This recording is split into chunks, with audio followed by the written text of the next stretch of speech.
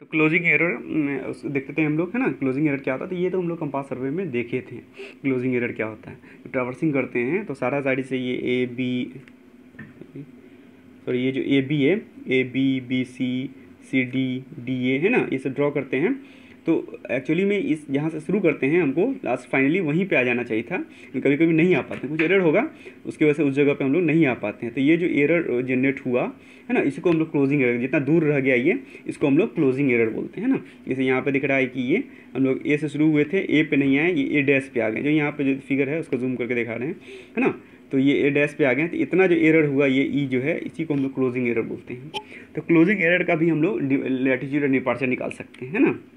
तो ये closing error है, तो इसका डिपार्चर इतना हो जाएगा, इसका लैटिट्यूड इतना हो जाएगा, है ना। ठीक है, तो ये इसका इतना डिपार्चर हुआ, इसका इतना लैटिट्यूड हुआ। तो एक्चुअली में ये जो आया होगा, ये जो एरर आया होगा इतना लैटिट्यूड डिपार्चर का, तो ये सारे का सम करने पे सारे साइड के लैटिट्यूड और डिपार्चर को सम करने पे वो ज़ीरो आता है ना। तो ज़ीरो नहीं आया, तो जितना आया वही तो एरर हुआ, है ना। तो एक्चुअली में सारे साइड के लैटिट्यूड कुछ ऐड कर दीजिए, तो ज़ीरो आना चाहिए। ज़ीरो ना आके जो भी वैल्यू आया वही इस क्लोजिंग एरर का लैटिट्यूड होगा। तो लैटिट्यूड का वैल्यू कितना होगा क्लोजिंग एरर के, सिग्मा एल, ठीक है। और डिपार्चर का वैल्यू कितना होगा, सिग्मा डी। साइन को हम लोग ऐड करते हुए ये वैल्यू बताएंगे, है ना। कुछ जो प्लस होगा प्लस लेंगे, जो माइनस होगा माइनस लेंगे। ऐसा करने पे जो क्लोजिंग एरर आता है, तो सारे के जो लैटिट्यूड को सम करके अगर कुछ वैल्यू जीरो आना चाहिए, जो नहीं आएगा वही क्लोजिंग एरर का लैटिट्यूड होगा। और सारे का डिपार्चर ऐड करके जीरो आना चाहिए, जो नहीं, अगर जीरो नहीं आ रहा था जितना भी आएगा वही क्लोजिंग एरर का लैटिट्यूड होगा, है ना। इस हिसाब से हम लोग ई का वैल्यू जो है, क्लोजिंग एरर का वैल्यू हम रूट अंडर ई इसका स्क्वायर प्लस इसका स्क्वायर कर देंगे तो वो हो जाएगा। तो वो चीज़ यहाँ पे दिख रहा है ना, ये फॉर्मूला में क्लोजिंग एरर जो है ई रूट अंडर सिग्मा एल का स्क्वायर और रूट अंडर सिग्मा डी का स्क्वायर कर दिया। यहाँ पे एल जो है लैटिट्यूड डिपार्चर है, ये सब तो हम लोग जानते ही हैं, है ना। ठीक है, तो ये चीज़ होगा, ऐसा चीज़ होगा। तो ये चीज़ सब इजी चीज़ है। अब रिलेटिव क्लोजिंग एरर क्या होता है, ये भी हम लोग कंपास सर्वे में देखे थे कि रिलेटिव ये होता है क्लोजिंग एरर, कि closing error divide by perimeter of the traverse, मतलब सारे साइड का सम, अलजेब्राइक सम। ऐसा नहीं कि उसका साइन को ये करना है ना, उसका लेके मतलब सारे का जो पेरीमीटर जैसे निकालते हैं ना, चलो डायरेक्शन बिना देखे हुए उसका सारे का पेरीमीटर, सारे ट्रावर्स के पूरा पेरीमीटर जो होगा सारे साइड का सम, और क्लोजिंग एरर जितना हुआ वैल्यू, क्लोजिंग एरर का लैटिट्यूड डिपार्चर नहीं, है ना, उन दोनों का जो डिवाइड होगा उसको हम लोग रिलेटिव क्लोजिंग एरर बोलते हैं, है ना। जो हम लोग पहले, इससे पहले भी हम लोग देखे रहे होंगे, ये ऐसे ये क्लोजिंग एरर बना देते हैं, सारा साइड का जो सम ऐसे ऐसे ऐसे ऐसे ऐसे करके बनाते थे नहीं, A B B C D सबको ऐड कर देते हैं और इसको ऐसे मिला देते हैं। तो ये जो एंगल होगा इसको हम लोग बोलेंगे एंगुलर एरर, है, एंगुलर क्लोजिंग एरर, है ना। मतलब ये इतना एंगल क्लोजिंग एरर का ये एंगल हुआ, है ना। और ये जो इतना डिवाइड बाई ये टोटल जो लेंथ है ये पेरीमीटर, उतना कर देने पे इसको हम लोग बोलते थे रिलेटिव क्लोजिंग एरर, है, जिसका यहाँ पे फॉर्मूला दिख रहा है, closing error divide by total side का लेंथ, है ना, पेरीमीटर। ये रिलेटिव क्लोजिंग एरर है, ठीक है। तो ये जो रिलेटिव एंगुलर एरर जो होना चाहिए किसी भी जगह पे, वो relative angular permissible angular error जो होना चाहिए वो लिस्ट काउंट, जिससे इंस्ट्रूमेंट से यूज़ कर रहे हैं, वो गुना रूट एन होना चाहिए। जो एन जो है साइड, नंबर ऑफ साइड है, मतलब 5 साइड का थियोडोलाइट है तो रूट 5 होगा। 4 साइड का क्लोजिंग ये ट्रावर्स है, सॉरी थियोडोलाइट बोला गया था। ट्रावर्स अगर 4 साइड का है तो रूट 4 होगा, ट्रावर्स अगर 6 साइड का है तो रूट 6 होगा, है ना। तो एन जो है नंबर ऑफ साइड है ऑफ ट्रावर्स, ठीक है। तो इतना परमिसिबल एरर दिया जाता है, लिस्ट काउंट गुना रूट एन। अगर लिस्ट काउंट 20 है तो 20 सेकेंड है तो 20 सेकेंड गुना रूट एन। अगर 5 साइड है अगर ट्रावर्स का तो रूट 5 हो जाएगा ना, 20 सेकेंड इंटू रूट 5, इस टाइप का, ठीक है। तो ये चीज़ हो गया। अब जो है ये यहाँ पे चूँकि सिग्मा एल और डी जो है उसका ये लैटिट्यूड डिपार्चर था, तो थीटा उसके हिसाब से जो है tan थीटा उसको sigma D by sigma L हो जाएगा, जो इस फिगर के हिसाब से है ना। तो वो तो समझ में आ ही जाएगा, कोई आ ही गया होगा, इसको बताने की ज़रूरत नहीं है। यहाँ पे थीटा इक्वल टू अगर थीटा एंगल हुआ तो वो sigma D by sigma L हो जाएगा, है ना। tan theta equal sigma D by sigma L, है ना। तो ये चीज़ कोई दिक्कत वाली बात नहीं है। तो ये चीज़ हो गया। अब जो है कुछ जगहों का खास परमिसिबल एरर का वैल्यू होता है, जैसे लैंड का या रोड के लिए या रेलवे का आप सर्वे कर रहे हैं, तो वहाँ पे परमिसिबल एरर जो होता है वो होना चाहिए 1 मिनट गुना रूट एन, ठीक है। और ये जो रिलेटिव क्लोजिंग एरर होना चाहिए वो 1/3000, मतलब 3000 अगर पेरीमीटर है तो उसमें 1 मीटर ही जो है, 3000 मीटर अगर पेरीमीटर है तो 1 मीटर का एरर चल सकता है, क्लोजिंग एरर, है ना। उसी तरह सिटी सर्वे कर रहे हैं या इम्पोर्टेंट फाउंड्री वर्क सर्वे कर रहे हैं तो उसमें जो है उसका घट जाता है उसका क्लोजिंग, है ना। और उसका 1 मिनट गुना रूट इतना था, इसका 30 सेकेंड इंटू रूट एन ही है ना।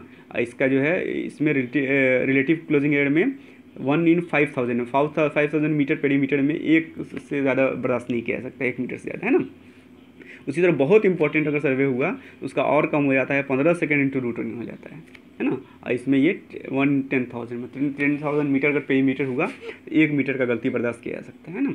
मतलब जितना इंपॉर्टेंट वर्क हुआ उतना कम उसमें हम लोग गलती बर्दाश्त किया जा सकता है, ठीक है। तो ये परमिसिबल मतलब इतना अगर एरर है तो उसको छोड़ दिया जाता है इसको, है ना। ज़्यादा करने के अगर बहुत ज़्यादा है तो ही उसको हम लोग इसमें लेते हैं, ठीक है। तो ये चीज़ हुआ, ये एरर क्लोजिंग एरर हुआ, मतलब जितना से वो पहुंच नहीं पाता, जहाँ से शुरू हुआ वहाँ नहीं पहुंच पाता, ये क्लोजिंग एरर है।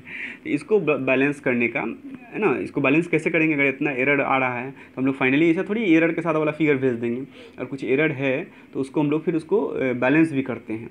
तो हम लोग जो है इसमें कंपास सर्वे में भी देखे थे कि एक बॉडिच रूल था, उसका ग्राफिकल मेथड था, है ना, उससे किए थे। अभी हम लोग का ग्राफिकल मेथड नहीं है यहाँ पे बॉडिच रूल का एक जो है मतलब कैलकुलेशन वाला मेथड है ना, अरिथमेटिक मेथड है।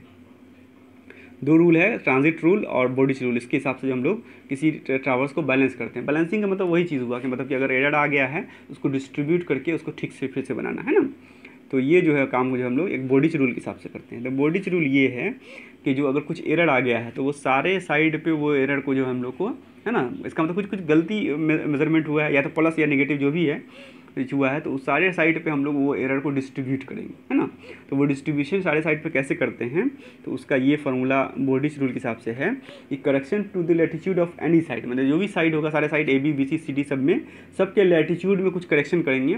और वो करेक्शन कितना होगा, टोटल एरर इन लैटिट्यूड, मतलब क्लोजिंग एरर का जो लैटिट्यूड का वैल्यू होगा, है ना, वो गुना उस साइड का length divide by perimeter of the traverse, ठीक है। इतना कर देंगे तो हर एक साइड के लैटिट्यूड में इतना करेक्शन करना होगा, और हर एक साइड के डिपार्चर में कितना करेक्शन करना होगा। सेम वही बात, बस जो है टोटल एरर के इन लैटिट्यूड की जगह पे टोटल इन डिपार्चर हो जाएगा।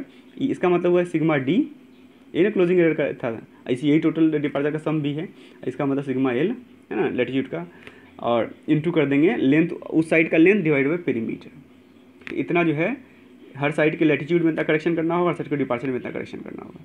तो सेम यही इसी टाइप का ये है, अगला रूल भी है, ये बॉडिच रूल था, ट्रांजिट रूल भी है। बस उसमें क्या करते हैं, लेंथ ऑफ साइड की जगह पे साइड का भी जो है, अगर लैटिट्यूड का हम लोग ये कर रहे हैं करेक्शन कर रहे हैं तो साइड का भी लैटिट्यूड ही ले लेते हैं, है ना। यहाँ भी अगर डिपार्चर का कर रहे हैं तो उस लेंथ की जगह पे उस साइड का हम लोग डिपार्चर ही ले लेते हैं। इसे हम लोग ये आगे में देखेंगे ट्रांजिट रूल है ये। इसमें क्या करते हैं कि हर साइड में करेक्शन कितना करेंगे, टोटल एरर इन लैटिट्यूड गुना उस सारे साइड का लेंथ नहीं लेंगे, साइड के फिर लैटिट्यूड का लेंथ ले लेंगे, डिवाइड बाई टोटल पेरीमीटर भी नहीं करेंगे, सारे लैटिट्यूड का सम कर देंगे। जैसे सारे साइड का सम को पेरीमीटर बोलते हैं तो सारे लैटिट्यूड का सम कर देंगे, तो वो जो है वो मतलब वो लेंगे, है ना, पेरीमीटर नहीं लेंगे, ठीक है।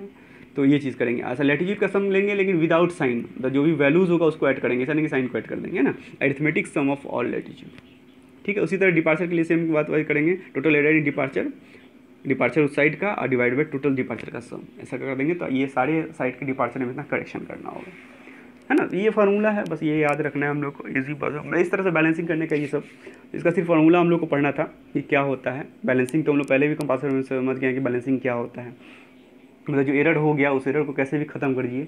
ख़त्म कैसे करते हैं कि उस एरर को सारे साइड में थोड़ा थोड़ा डिस्ट्रीब्यूट कर देते हैं। तो उसका ग्राफिकल मेथड हम लोग कंपास सर्वे में पढ़े थे, यहाँ पे इसका अरिथमेटिक मेथड है ना। तो ये 2 मेथड था, इसको हम लोग को पढ़ना था। इसके साथ हम लोग का अब जो है थियोडोलाइट सर्वे कंप्लीट हो गया। अब जो हम लोग नेक्स्ट क्लास में जो है पढ़ेंगे वो टैक्योमेट्री, ठीक है।